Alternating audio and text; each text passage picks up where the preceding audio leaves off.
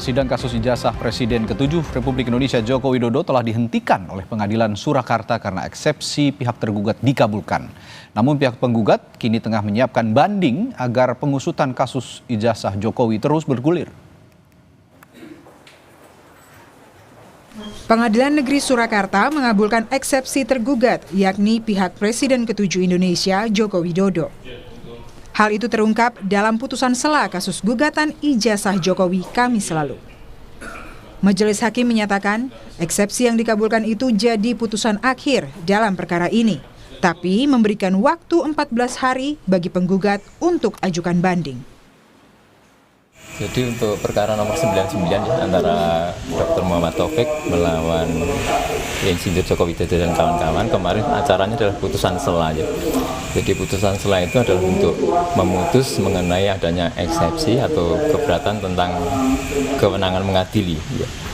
Jadi di dalam putusan sela itu kita baca bahwa pengadilan mengabulkan eksepsi tentang kewenangan mengadili secara absolut tersebut, yang pada pokoknya menyatakan Pengadilan Negeri Surakarta tidak berwenang mengadili perkara itu. Ya, sehingga dengan adanya putusan sela itu, akhirnya putusan itu menjadi putusan akhir yang mengakhiri perkara nomor 99 ini di Pengadilan Negeri Surakarta.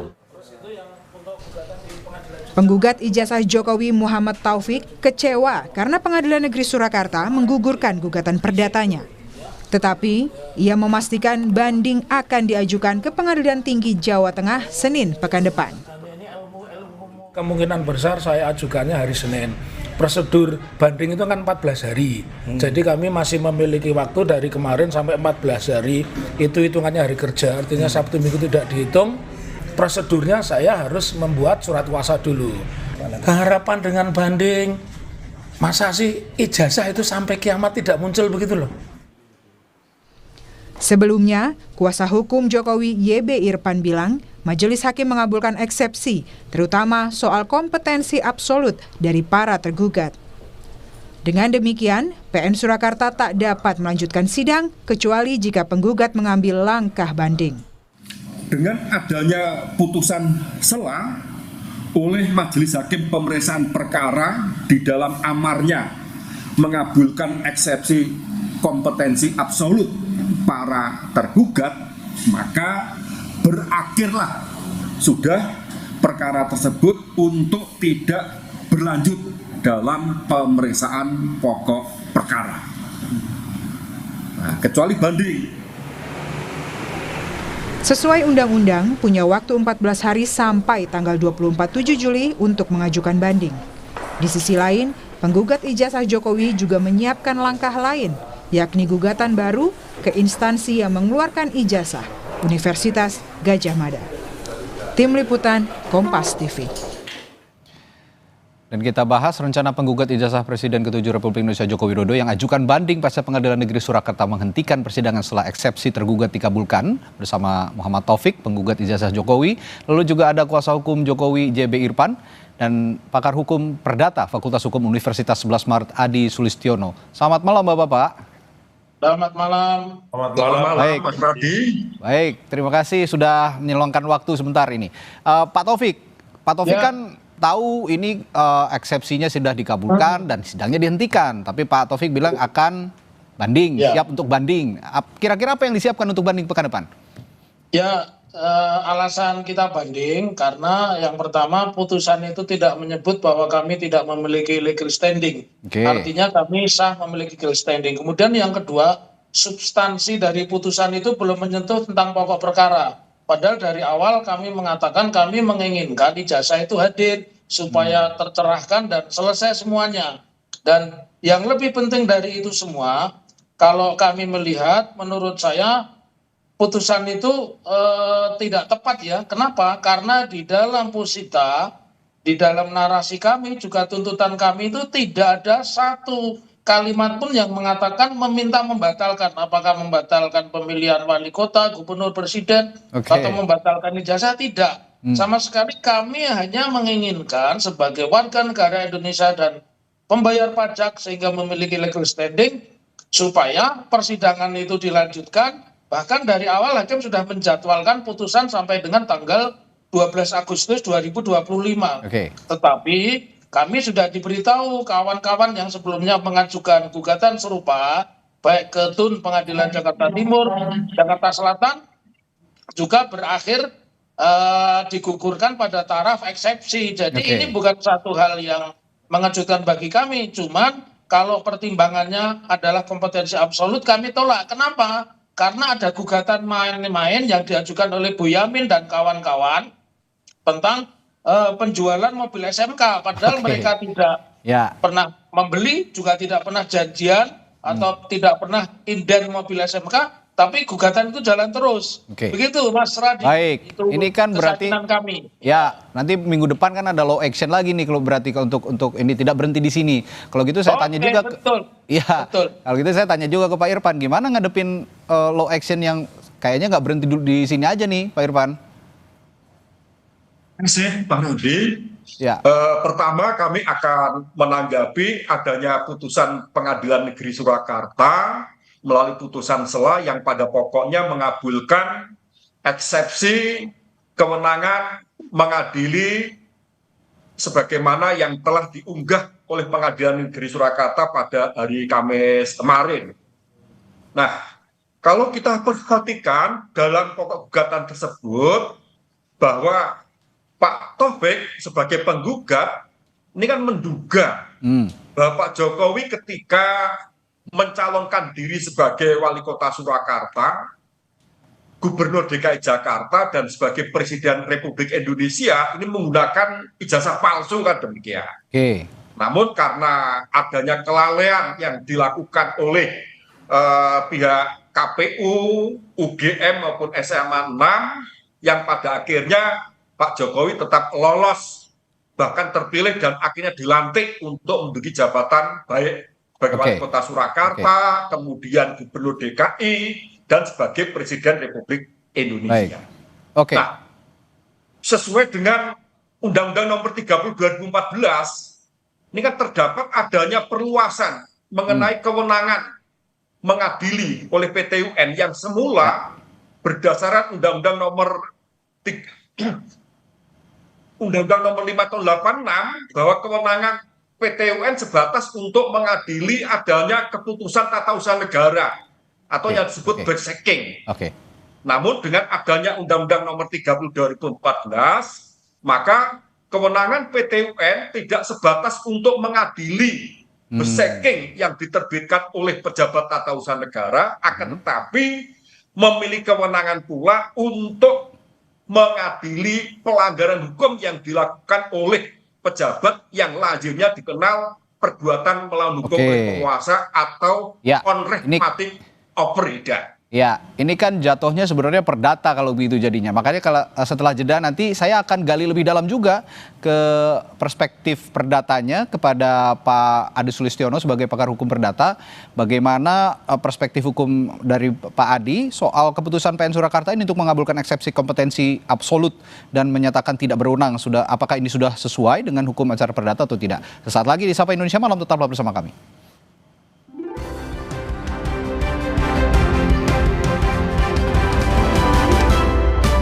Kita bahas lebih dalam lagi secara substansial soal perspektif perdata yang sudah kita saksikan bersama-sama atau kita peroleh informasinya bahwa PN Surakarta mengabulkan eksepsi yang diajukan oleh pihak Presiden ke-7 Republik Indonesia Joko Widodo dalam kasus dugaan ijazah palsu.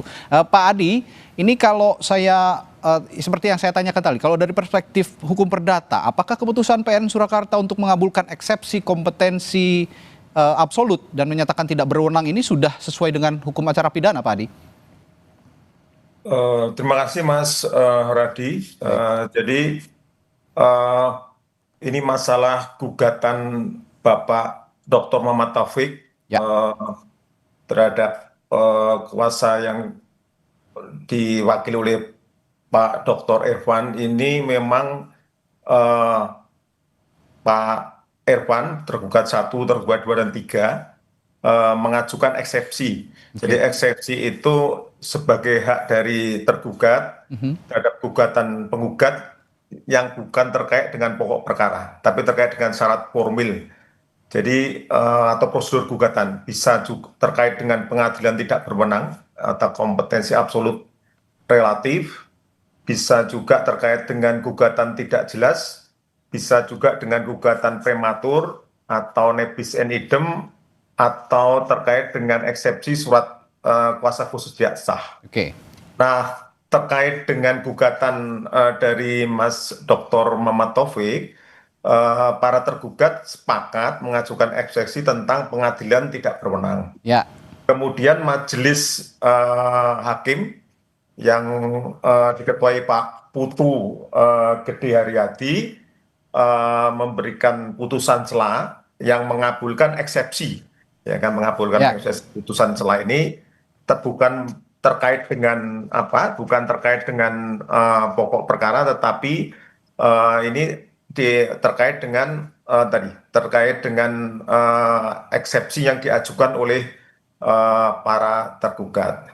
Nah, terhadap putusan ini sudah barang tentu penggugat bisa melakukan banding, ya kan, atau sampai kasasi. Tapi bisa juga kalau melakukan banding, nanti majelis banding akan memeriksa eksepsi dari apa yang diputus oleh pengadilan negeri sesuai dengan apa gugatan yang diajukan oleh Bapak Dr. Muhammad Taufik.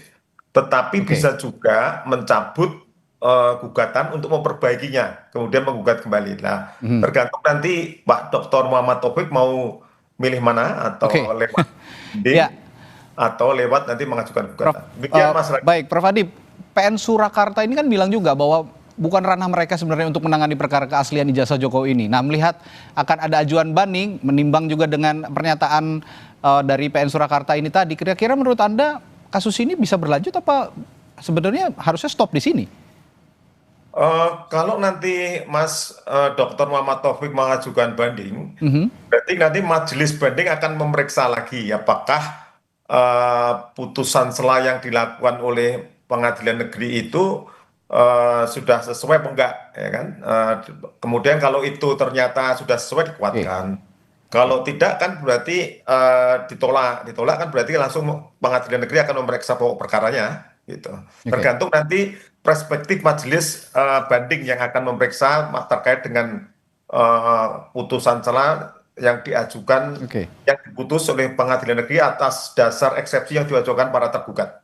Oke, Pak Taufik, kalau gitu saya ke Pak Taufik lagi nih. Kalau misalnya nanti banding juga gagal, langkah apa lagi selain gugatan ke UGM dan KPU? Tapi banding ini juga akan nyasarnya ke pihak universitas dan KPU katanya ya?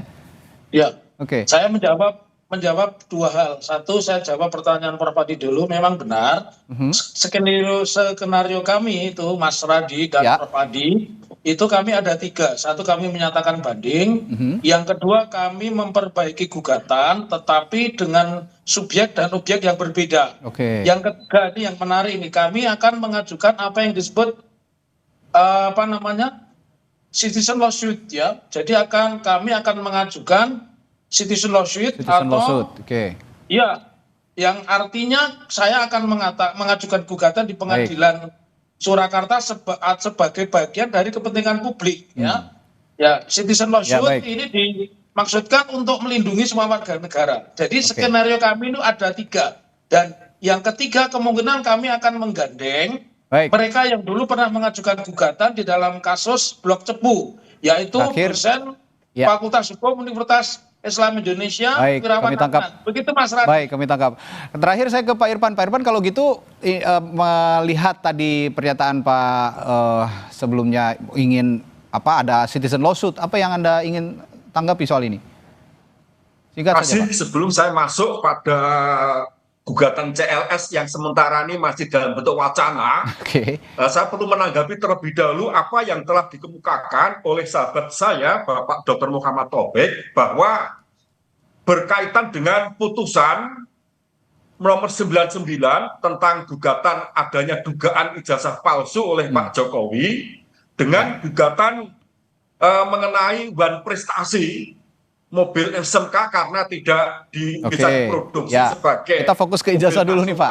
Oleh putranya Pak Boyamin itu suatu perihal gugatan yang berbeda. Jadi perihal gugatan yang diajukan oleh Bapak Dr. Muhammad Taufik ini adalah gugatan mengenai PMH atau perbuatan melawan hukum, sedangkan gugatan yang diajukan oleh putranya Bapak Boyamin ini adalah mengenai prestasi. Baik. Sehingga saya garis bawahi tidak adanya suatu disparitas. Ya, ini masih ada berkenaan dengan wacana untuk mengajukan gugatan CLS, tentu mohon dipersingkat Pak ya. Belum bisa memberikan suatu pendapat yang lebih mendalam karena hal itu belum diformulasikan di dalam gugatan dan juga belum didaftarkan, sehingga tidak tepat apabila suatu hal yang masih dalam bentuk wacana kami memberikan suatu tanggapan. Ya, kami tangkap. Begitu Mas Rabi.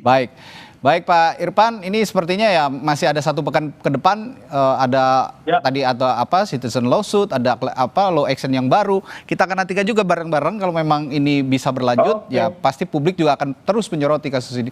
Terima kasih Bapak telah bergabung di Sapa Indonesia Malam hari ini. Sehat selalu, selamat malam. Selamat malam.